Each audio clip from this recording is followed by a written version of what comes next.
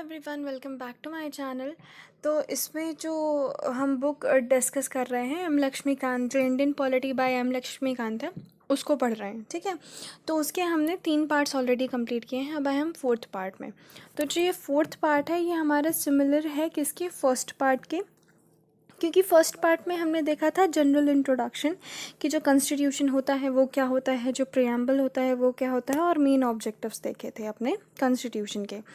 अब जो part 4th है, इसमें भी हम जो मेन ऑब्जेक्टिव्स हैं उनको देखेंगे कि जो हमारे मेन ऑब्जेक्टिव्स हैं वो क्या क्या हैं, और ये देखेंगे कि उन मेन ऑब्जेक्टिव्स को जो आर्टिकल्स हैं कौन से आर्टिकल से रिलेटेड हैं। जैसे जैसे हम जानते हैं कि जो आर्टिकल 42 है वो किससे रिलेटेड है, चेंज करने से, मतलब अमेंडमेंट एक्ट है, वो रिलेटेड है। हमारे कॉन्स्टिट्यूशन में अगर कुछ चेंज करना है या हमारे प्रियम्बल में कुछ चेंज करना है तो हम उस आर्टिकल से क्या कर सकते हैं। ऐसे ही हम देखेंगे कि जो इक्वालिटी है, जो सेकुलरिज्म है, ये सब कौन कौन से आर्टिकल से रिलेटेड है। ठीक है, तो let's begin our topic guiding values of constitution by M Laxmikanth. ठीक है, तो ये पार्ट 4th है, तो बिगिन करते हैं। तो पहले इंट्रोडक्शन देखते हैं। तो इंट्रोडक्शन में क्या है, India is a republic nation. हाँ, सही है। मोनार्की सिस्टम का जो अपोजिट होता है वो होता है रिपब्लिक सिस्टम। मोनार्की का क्या मतलब है, राजशाही। एक राजा के बाद दूसरे राजा का आना, और दूसरे राजा के बाद उसी ही मतलब जनरली क्या होता था, उसी ही एक परिवार से राजा बदले जाते थे। इसका जो अपोजिट होता है, मतलब जनता का राज्य आना, उसको हम कहते हैं Republic. The head of the end the president is the of India is the head of the nation. अपने लेकिन अगर अपने देश का कोई हेड देखा जाए तो कौन होता है, प्रेसिडेंट। आपको मालूम होगा जब जो first man of the country होता है वो होता है प्रेसिडेंट। सबसे पहला आदमी, अगर फर्स्ट आदमी काउंट करेंगे तो पहला आदमी हमारा कौन होगा, जो प्रेसिडेंट होगा। ठीक है, तो जो प्रेसिडेंट होता है उसको हेड ऑफ द कंट्री मानते हैं। He and she is elected every 5 years, और वो उसको क्या करते हैं, हर 5 साल में इलेक्ट किया जाता है। अगर ये राजा होता, अगर ये राजशाही होती तो क्या होता, वो राजा जब तक राजा रहना चाहता है राजा रहता, और अपनी मर्जी से राजा बनता। मतलब ठीक है, मैं इसके यहाँ बॉर्न हुआ हूँ, अब आई विल बी किंग, और वो अपनी मर्जी तक, जब तक उसका मन रहता तब तक राजा रहता, उसके बाद अपने बच्चे को ही राजा बनाता। लेकिन जो रिपब्लिक सिस्टम है जो हमारे इंडिया में है, उसमें क्या है, ना तुम अपनी मर्जी से राजा बन सकते हो, ना तुम अपनी मर्जी से राजा बने रह सकते हो, और ना ही तुम अपनी मर्जी से राजा बना सकते हो। लोग अपनी मर्जी से तुमको राजा बनाएंगे, और वो तुमको एक टाइम स्पेन देते हैं कि ठीक है तुम 5 साल राज्य करो, और उसके बाद फिर हम तुमको बदल देंगे। ठीक है, the provisions are written in the constitution to guarantee justice for all. ठीक है, सबसे पहला पॉइंट क्या है, जो कॉन्स्टिट्यूशन है वो क्या करता है, सबको क्या देता है, न्याय देता है। वो प्रॉमिस करता है कि जितने भी उसके सिटीजन्स हैं उनको न्याय देगा। ठीक है, वो शपथ लेता है कि हम प्रॉमिस करते हैं हम सबको न्याय देंगे। ठीक है, नो डिस्क्रिमिनेशन, बाकी पढ़ने की ज़रूरत नहीं है। क्यों, क्योंकि अगर लिखा हुआ है कि भेदभाव नहीं होगा, तो भेदभाव किसी भी बेसिस में नहीं होगा, चाहे वो कोई भी कंडीशन हो। कोई भी कंडीशन मान लो, तुम किसी भी तरीके से अगर अलग हो, ये बात नहीं है कि तुमको कोरोना हो गया है तो तुम्हारे साथ भेद वो नहीं कर सकते कि नहीं डोंट टच हिम, ये वो। लेकिन अगर कि उसके अलावा only in a deceased condition you can be avoided, but अगर उसके अलावा कोई भी रीज़न है जिसकी वजह से लोग तुम्हारा डिस्क्रिमिनेशन कर रहे हैं, तो वो स्ट्रिक्टली प्रोहिबिटेड है। मतलब एकदम उसकी मना ही है कि अगर किसी ने किया तो उसको सीधे जेल ही हो जाएगी। ठीक है, तो this is about discrimination. Welfare of all citizens is a prime objective of government. जो सारे सिटीजन्स हैं, जितने भी लोग हैं देश में, उनका जो वेलफेयर है, मतलब उनका अच्छा करना, जो अपना गवर्नमेंट है उसका प्राइम पहला, जो सबसे पहला ऑब्जेक्टिव है वो क्या है, लोगों का अच्छा करना। लेकिन जो लोग अंडर प्रिविलेज्ड हैं, अंडर प्रिविलेज्ड का मतलब क्या होता है, I am sorry, under privileged का मतलब होता है ऐसे लोग जिनके पास साधन नहीं है। जैसे कुछ लोग हैं जो पढ़ नहीं सकते, लाइक गरीब हैं, उनके पास फीस पे करने के लिए नहीं है, तो गवर्नमेंट क्या करती है, उनके लिए थोड़ा स्पेशल अटेंशन देती है। क्योंकि देखो, जो लोग रिच हैं, जो लोग मिडिल क्लास हैं, वो थोड़ा बहुत खींच तान के फिर भी चादर अपनी सोने लायक बना लेते हैं, पर जो लोग गरीब हैं उनके पास चादर ही नहीं है तो वो कैसे सोएंगे। इसलिए गवर्नमेंट को क्या है, थोड़ा ज़्यादा अटेंशन देना है जो लोग अंडर प्रिविलेज हैं, लेकिन बाकी सबकी देखभाल करना भी गवर्नमेंट की जिम्मेदारी होती है। अब गाइडिंग वैल्यूज़ ऑफ कॉन्स्टिट्यूशन में कुछ इंपॉर्टेंट वैल्यूज़ हैं, जैसे liberty, equality, fraternity, sovereignty, socialist, secular और डेमोक्रेसी। ये जो है ये बेसिक है, मतलब ये सबसे इम्पॉर्टेंट जो फीचर्स होते हैं कॉन्स्टिट्यूशन के। कॉन्स्टिट्यूशन हमको और भी बहुत सारी चीज़ें बताता है, जैसे कॉन्स्टिट्यूशन हमको कहता है कि किसी भी औरत को सूरज उगने से पहले और सूरज ढलने के बाद गिरफ्तार नहीं किया जा सकता। ठीक है, ये भी हमारा कॉन्स्टिट्यूशन हमको बताता है। हमारा कॉन्स्टिट्यूशन हमको वोटिंग राइट्स देता है, हमारा कॉन्स्टिट्यूशन हमको बहुत सारी अलग अलग चीज़ें बताता है। ठीक है, बट जो बेसिक चीज़ें हैं वो ये पांचों हैं। कौन? Liberty, equality, fraternity, sovereignty, socialist, secular और डेमोक्रेसी। ठीक है, फिर उसके बाद देखते हैं लिबर्टी के बारे में। लिबर्टी की डेफिनेशन बहुत इंपॉर्टेंट है, क्योंकि लोग बहुत कंफ्यूज होते हैं जब ये क्वेश्चन आता है कि लिबर्टी को खुद के वर्ड्स में एक्सप्लेन करो। क्यों? क्योंकि लिबर्टी का मतलब होता है फ्रीडम। अगर तुम लिख दो कि लिबर्टी मीन्स फ्रीडम, तो फिर तुमसे पूछा जाएगा कि अगर लिबर्टी का मतलब फ्रीडम है, पूरी तरह फ्रीडम, फुली फ्रीडम, तो फिर इंडिया के लोगों को लिबर्टी है या नहीं। अगर तुम लिखते हो कि इंडिया के लोगों को लिबर्टी है, तो तुम फिर खुद के क्वेश्चन में फंस जाते हो, क्योंकि अगर इंडिया के लोगों को लिबर्टी है और वो फुली फ्री हैं, तो फिर वो क्राइम क्यों नहीं कर सकते? क्योंकि वो तो फ्री हैं, उनको तो जो मन करे वो कर सकते हैं। लिबर्टी का एक्चुअल मीनिंग होता है कि वो फ्री होते हुए कैद हों लॉ की तरफ से। ठीक है, तो याद रखना, the constitution provides every citizen a number of liberties and freedom. ठीक है, तो क्या है, जो कॉन्स्टिट्यूशन है वो लिमिटेड आज़ादी देता है लोगों को। ठीक है, कुछ कुछ चीज़ों की आज़ादी वो लिमिटेड देता है। अंडर आर्टिकल, कौन कौन से आर्टिकल है? 19 to 21, मतलब 19, 20 और 21, 21A एंड 22। ठीक है, तो कौन कौन से आर्टिकल हो गए? 19, 20, 21, 21A और 22। ये जो 5 आर्टिकल हैं ये किसके बेस्ड हैं? लिबर्टी के बेस है। ठीक है, right to freedom under article 19 includes, जो आर्टिकल 19 है उसमें कहा गया है राइट टू फ्रीडम, अपनी स्वतंत्रता, अपनी स्वतंत्रता का अधिकार। कौन से आर्टिकल में है? 19वें आर्टिकल में। वो क्या कहता है? The right to freedom of speech and expression. तुम कैसे एक्सप्रेशन देते हो, तुम क्या बोलना चाहते हो, इसकी पूरी तुमको आज़ादी है। ये सबसे ज़्यादा कौन ले सकता है? इसकी ज़रूरत सबसे ज़्यादा कब पड़ती है? जर्नलिस्ट लोगों को, ऐसे लोगों को जो अपनी जो लोग लाइक पॉलिटिशियंस हैं तो उनकी बात बता दें। तुम देखो, जब चाइना की बात करते हैं हम, या फिर हम ऐसे देशों की बात करते हैं जहाँ पे राजशाही चल रही है, तो क्या होता है, या फिर डिक्टेटरशिप चल रही है, ऐसी जगह पे क्या होता है, जो जर्नलिस्ट होते हैं उसको फ्री मीडिया नहीं कहा जाता। क्यों फ्री मीडिया नहीं कहा जा सकता? क्योंकि उनको सिर्फ उतनी ही बातें बोलते हैं जितनी बातें वो जो पीएम है या जो भी ब्रॉडकास्टिंग मिनिस्टर है उसने जितनी अलाउ की हो। ठीक है, इंडिया में भी ऐसा होता है कि कुछ चीज़ें ही लिमिटेड बताई जाती हैं, पर वो क्यों? वो डिफेंस के व्यू ऑफ पॉइंट से, आर्मी के व्यू ऑफ पॉइंट से नहीं बताई जाती। बाकी सब, किसी भी पॉलिटिशियन के घर में मीडिया घुस जाए कोई मना नहीं कर सकता। ठीक है, the right to form an association, group बनाने के लिए तुम फ्री हो। Right to move freely, reside in any parts of the country, and the right to practice any profession, occupation और business। तुम कहीं पे भी रह सकते हो, देश के किसी भी हिस्से पे जाके घर बना सकते हो।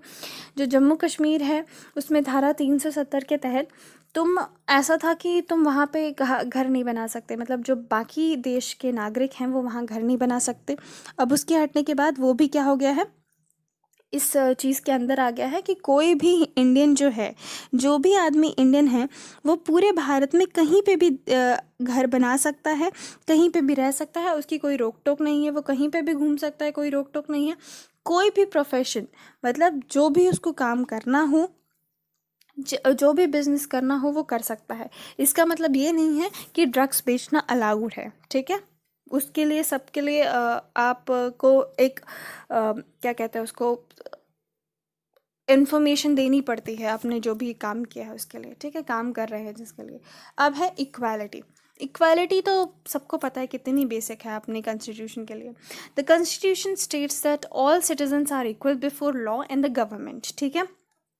सारे जितने भी लोग हैं उनके लिए जो लॉ है वो एक जैसा है और जो गवर्नमेंट है वो एक जैसी है। जैसे कि अगर कोई आदमी है, पॉलिटिशियंस है, और उसका कोई रिश्तेदार है और एक आदमी है जो रिश्तेदार नहीं है, उन दोनों के लिए क्या होगा, गवर्नमेंट को सेम टाइप से रिएक्ट करना चाहिए। ऐसा नहीं है कि जो रिश्तेदार है उसके लिए थोड़ा गवर्नमेंट ज़्यादा बेनिफिट देगी और जो नहीं है उसको कम देगी, ऐसा नहीं होना चाहिए, ठीक है। सबको क्या होना चाहिए, इक्वल स्टेटस देना चाहिए। ट्रेडिशनल प्रैक्टिस सब कर सकते हैं। Social inequalities on the ground of, किसी भी ग्राउंड में रीड करने की ज़रूरत ही नहीं है कि on the ground of what, किसी भी ग्राउंड में किसी भी रिस्पेक्ट में तुम किसी का डिस्क्रिमिनेशन नहीं कर सकते, ठीक है। किसी का जो इनइक्वालिटी है वो नहीं कर सकते। Right to equality is enriched under the section 14 to 18, जो सेक्शन 14 है और सेक्शन 18 तक, मतलब 14, 15, 16, 17, 18, ये जो सेक्शंस हैं इसमें इक्वालिटी के बारे में कहा गया है। It guarantees right to equality to all the person and prohibit any kind of discrimination, ठीक है। Article 14 provides that all person are equal before law. That means the person shall be equally protected by the law of the country, ठीक है।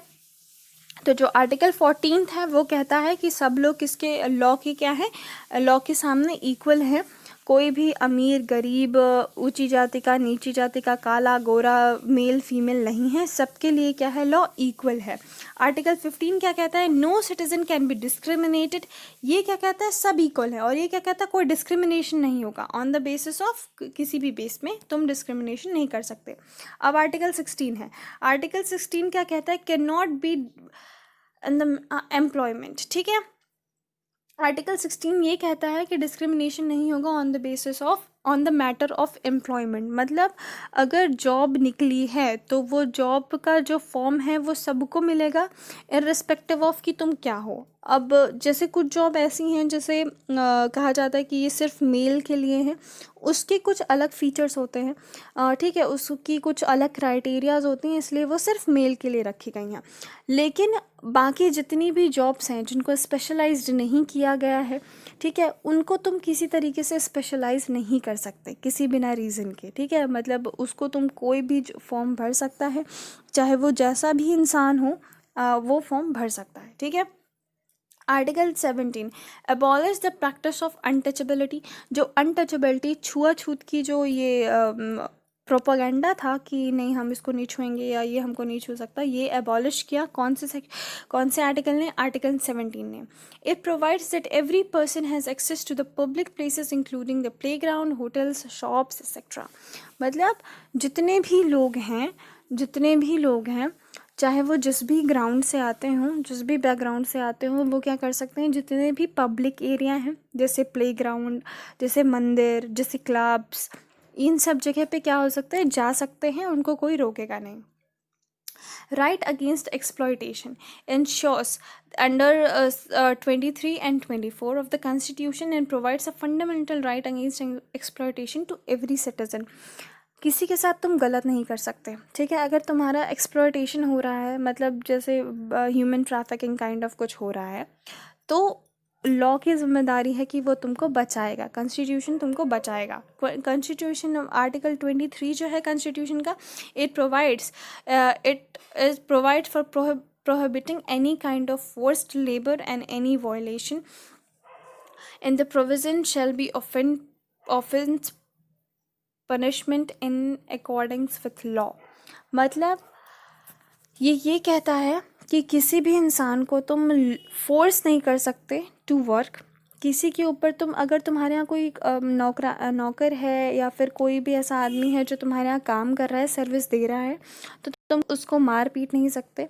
अगर तुम ऐसा करते हो या फिर तुम किसी को फोर्सफुली लेबर बना के रखे हो, जैसे पहले के टाइम पे क्या होता था, एक पूरा सेक्शन हुआ करता था जिसको कहते थे दाशा, या फिर एक पूरा सेक्शन होता था जिनको तुम लेबर, मतलब वो लोग ऐसे होते थे कि उनकी खुद की कोई वैल्यू नहीं होती थी, उनके ओनर उनको बेच दिया करते थे, ठीक है। तो ये सब क्या है, ये प्रोहिबिटेड है।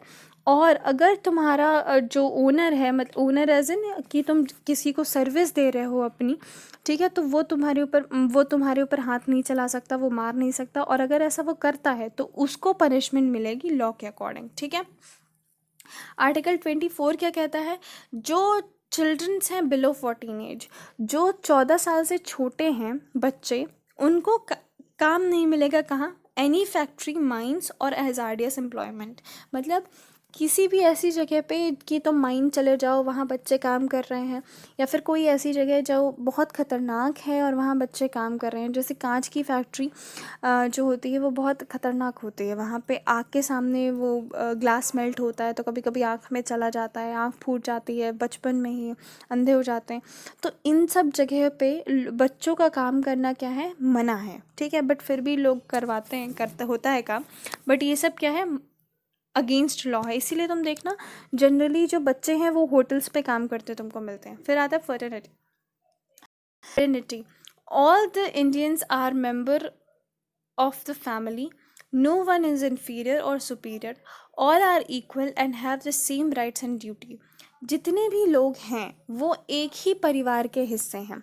हमारा जो कॉन्स्टिट्यूशन है वो कहता है कि जितने भी इंडियंस हैं वो सब एक फैमिली हैं, उनमें से कोई बड़ा या कोई छोटा नहीं है, सब इक्वल है। इसीलिए सबकी इक्वल ड्यूटीज़ हैं और वही राइट्स हैं। मतलब सबको एक ही राइट और एक ही ड्यूटी दी गई है। ऐसा नहीं है कि तुम दूसरे राइट वाले हो, कि तुम सिर्फ ये करोगे और तुमको सिर्फ ये राइट्स मिलते हैं, ऐसा नहीं होता। तुम सबको एक ही काम करना है और तुम सब एक ही राइट के आधिकारिक हो, तुम और कहीं से तुमको नहीं मिलेगा। Sovereignty. The government of India is free to take any decision on internal as well as external matters. No external power can dissecate it.